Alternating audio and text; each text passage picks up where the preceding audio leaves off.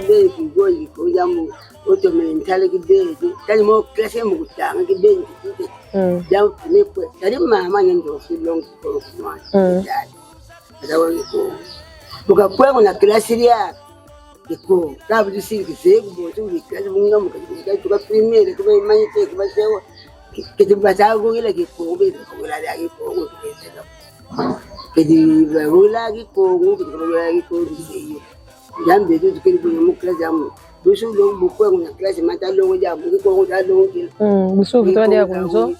busu kunzo ya ka mukiko kabo tu mintangu yigibeli kiko ngo bezi kitaduka kiari jamu yandige bidu mosi mwanga ngwe subona yakugana mvunya munikizeko mukiko bunge bukuzeki ko uringa byo kuyelo ngura jawe ni we nge muntu kuri wa majemu kuzeko kayo kinsa kayo so kazi nguri kuzeko abo munga bisi ngala jori ni we urelo ngura buna system yiri ngala kazi muntu yake itakumbula shoji tu jamu kuzeki futi kitabisa ku mujamilinki ndiye yo be mani yiri kibe nyansi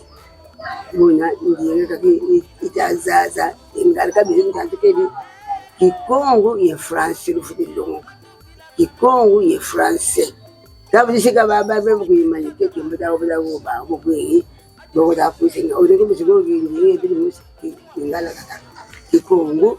bajambo buna nkaka bataje omwenja Kikongwe degejibweye matwisi di bonsune biufu bietu tumanisi kwetu mao kanti kiufu kintsuka mugusane tukangila biufu bietu nkidi longile ndigana kubetu kulu mubusavo ndinge tu Kikongo ivutuka bontu buna dikadi la kala mugusane ila za Kongo Kongo ila za Kongo katu ila kanako